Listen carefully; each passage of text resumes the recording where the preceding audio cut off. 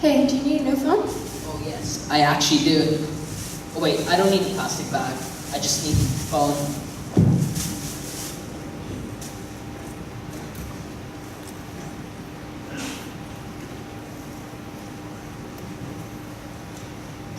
Hello. Oh my god, yes. I'm totally gonna get a 45 in the IB. I know, I'm slaying it right now. Oh wait, what happened? Oh wait, I just got this new phone, it stopped working. I guess I just need to get a new phone. I need my new water bottle. Wait, it's over. Hey, stop. What are you doing?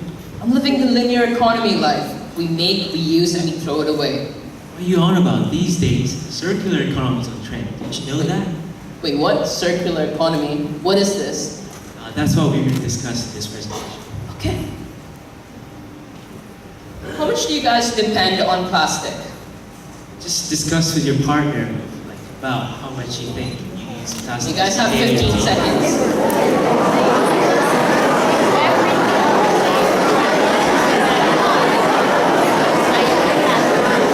Okay, guys. Awesome. So you have some ideas running through, right? So now we're going to be asking you guys a couple of questions, and if you think these stuff are made up of plastic, just raise your hands. So first, do you think this is made up of plastic? No. That's interesting. It's a true question. You might want to think, is it made up of plastic? Yes. Okay, majority of you guys think it's no, but yes, it is made up of plastic. The outer lining of the cup and the inner lining of the cup is made up of plastic so that the water doesn't seep out, and then it's made up of cardboard. So if it wasn't made up of plastic, the cardboard would get wet. Do you think these blue bits, this blue toothpaste is made of plastic?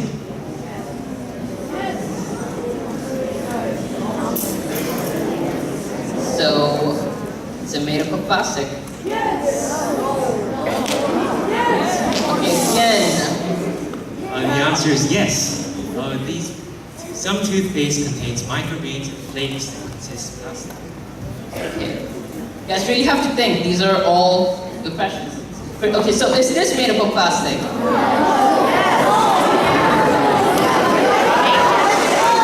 Okay, guys.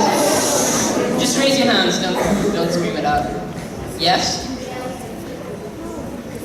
Okay, how many of you think that's made up of plastic? Please stand up.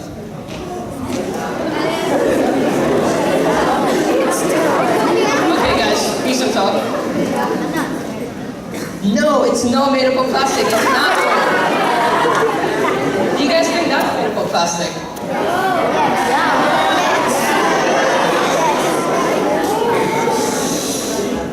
How many of you think it's made up of plastic? Please just stand up. Yes, it is. It's not from Macarthur. Come on, guys.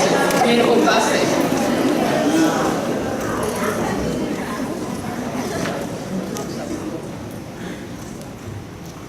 Ooh, it's the hardest question. You think this is made of plastic?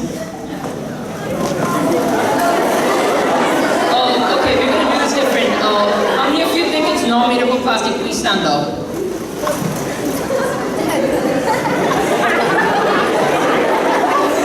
How many of you think it's not made up of plastic?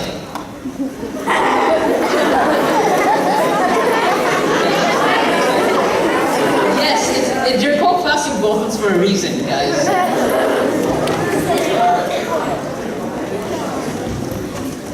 All right, so why do we use plastic in our everyday lives so much? Well, the main reasons for this is because it's extremely versatile, it's very cheap, and it's very durable. We use plastic in all different industries, as you saw from the examples before, everything from medicine to clothing to packaging for food. But we also all know that plastic is really bad for the environment. It can pollute soil, it can pollute the atmosphere, it can pollute water, and it can also seriously injure animals. So, raise your hands if you've heard all of this before. All right, now keep your hands up if you recycle.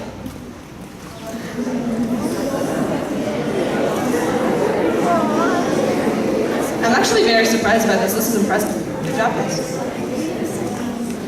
So the thing is, as a society at large, we don't recycle nearly as much as we could. So why don't we?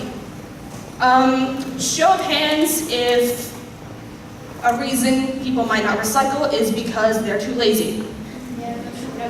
All right. Who thinks people don't recycle because they never use plastic in their lives? How?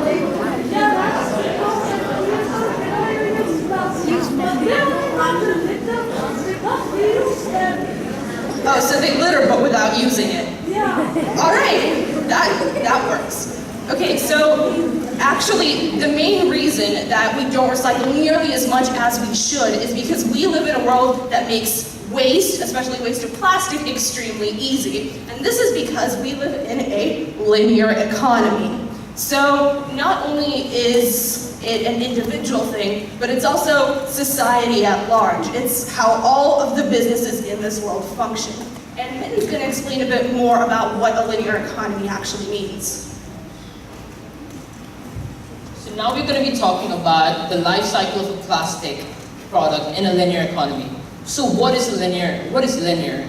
It's something that has a starting point and an ending point, and it goes in a straight line. So the life cycle of plastic works like this.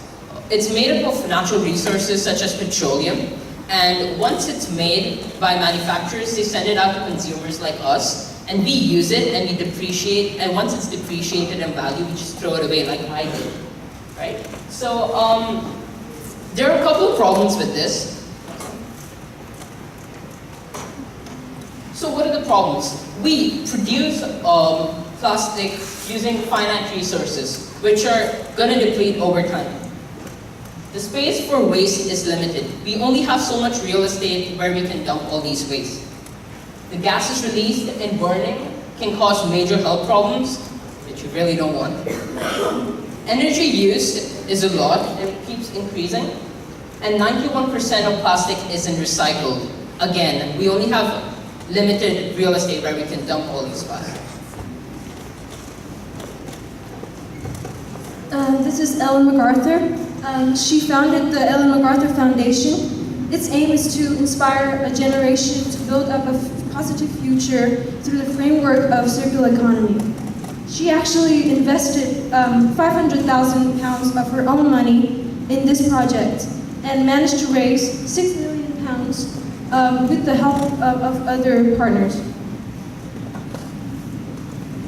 So what is a circular economy? The reason I was talking about Ellen MacArthur Foundation was because it's very important to know it, because it promotes the circular economy. Now we're going to show you a video that shows what is a circular economy. Living systems have been around for a few billion years and will be around for many more. In the living world, there's no landfill. Instead, materials flow. One species' waste is another's food. Energy is provided by the sun. Things grow, then die, and nutrients return to the soil safely. And it works. Yet as humans, we've adopted a linear approach. We take, we make, and we dispose. A new phone comes out, so we ditch the old one. Our washing machine packs up, so we buy another. Each time we do this, we're eating into a finite supply of resources and often producing toxic waste. It simply can't work long term. So what can? If we accept that the living world's cyclical model works, can we change our way of thinking so that we too operate a circular economy? Let's start with the biological cycle. How can our waste build capital rather than reduce it? By rethinking and redesigning products and components and the packaging they come in, we can create safe and compostable materials that help grow more stuff. As they say in the movies, no resources have been lost in the making of this material. So what about the washing machines, mobile phones, fridges? We know they don't biodegrade. Here, we're talking about another sort of rethink, a way to cycle valuable metals, polymers, and alloys so they maintain their quality and continue to be useful beyond the shelf life of individual products. What if the goods of today became the resources of tomorrow? It makes commercial sense. Instead of the throwaway and replace culture we've become used to, we'd adopt a return and renew one, where products and components are designed to be disassembled and regenerated. One solution may be to rethink the way we view ownership. What if we never actually owned our technologies? We simply licensed them from the manufacturers. Now, let's put these two cycles together. Imagine if we could design products to come back to their makers, their technical materials being reused, and their biological parts increasing agricultural value. And imagine that these products are made and transported using renewable energy. Here we have a model that builds prosperity long term.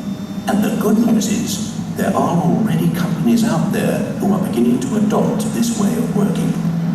But the circular economy isn't about one manufacturer changing one product. It's about all the interconnecting companies that form our infrastructure and economy coming together. It's about energy. It's about rethinking the operating system itself. We have a fantastic opportunity to open new perspectives and new horizons. Instead of remaining trapped in the frustrations of the present, with creativity and innovation, we really can rethink and redesign our future.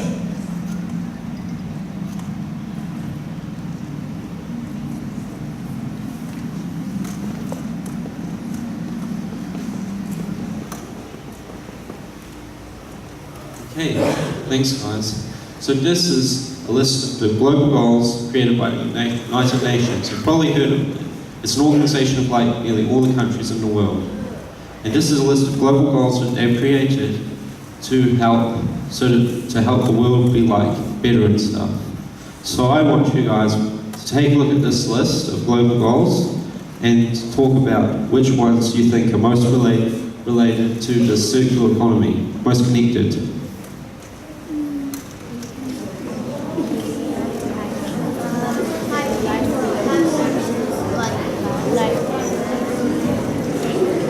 Okay. Guys, have any answers? Any answers? Climate action. Sorry? Climate action. Climate action, yeah, that's actually one that I think is relevant as well. I think that number 9, 11, 12, 13, they are all related because they are all related to making infrastructure better and doing things differently. And that's pretty much what the climate action thing is about. Oh, sorry? I think number 15 says life on land, which would, if we like recycle and everything, then there won't be garbage around. Yeah, it does make sense as well. It's about preserving life because less waste will be reproduced because it's all going back to the manufacturer to be like reprocessed. Okay, one more. I would say number 14 because whenever we throw plastic away, the plastic goes into the water and it's danger to the animals. Number 14, absolutely. A lot of this stuff is related, but it's always good to have some ideas bubbling in the crowd, and now it's all good stuff. So I'm going to hand you over to the next guy.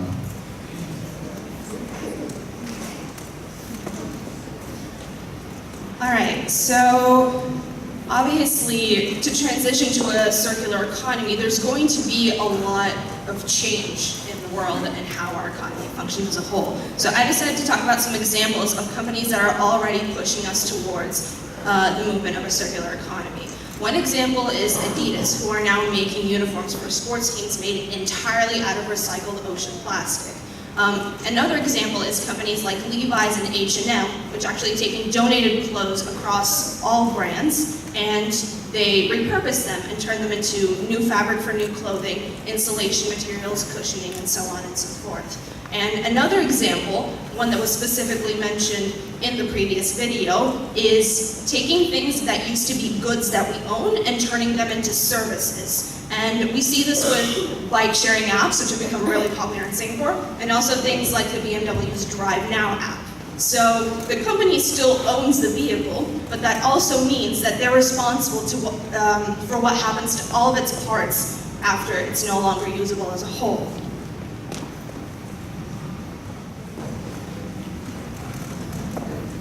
Love them or hate them, plastics are everywhere around us. But did you know that most plastic packaging is used only once before being thrown away, often ending up polluting the environment? If nothing changes, there could be more plastics than fish in the ocean by 2050. But while plastics are clearly of no use to fish, they're so useful to us that their production is expected to double in the next 20 years. So how can we fix this? By working together, we can increase recycling and reuse of all plastic packaging from 14% today to 70%. But it turns out that almost a third of all plastic packaging we use is either too small or too complex to be collected and recycled. To build a circular economy for plastics, we have to fundamentally rethink the way we make and use these items so that they don't become waste in the first place. That's why we're launching the $2 million New Plastics Economy Innovation Prize to find solutions for how to get products to people without generating plastic waste, and how to make all plastic packaging recyclable. We invite you, and you, and you, to help create a plastic system that works.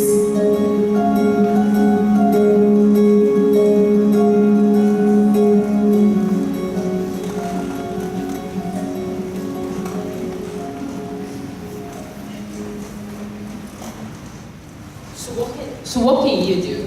These are a couple of things you can do. So you can bring your own shopping bag when you're going to places like FairPrice and not use the plastic bags they give. You can stop buying bottled water and you can bring your own water bottles instead and you can just fill up water. Say no to straws. Straws are like taking up. And as Alice discussed, buy from companies that use the method of circular economy instead of linear. So to wrap up today's presentation, would you like to tell me what you can remember about this presentation? What I remember about the presentation is do not understand anything now. You should be circularly involved. So I'm going to briefly explain to you guys what circular economy is. So the purpose of it is to take, make, and recycle, so we can keep the resources that we have in use for as long as possible. Thank you.